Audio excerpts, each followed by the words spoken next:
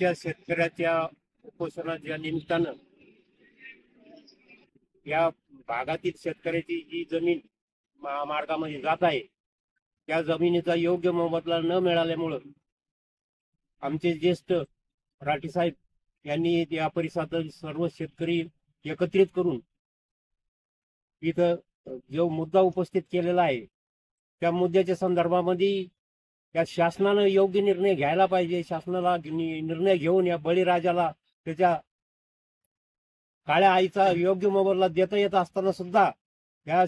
प्रत्येक सरकारच्या एका धोरणानुसार शेतकऱ्याला वेठीत धरायचं आणि शेतकऱ्याची अर्थव्यवस्था कुठेही सुधरून द्यायची नाही या तत्वातून जो अन्याय चाललेला आहे आणि या अन्यायाला वाचा फोडण्यासाठी जे राठी साहेबांनी आंदोलन उभं केलेलं आहे या आंदोलनाचं आम्ही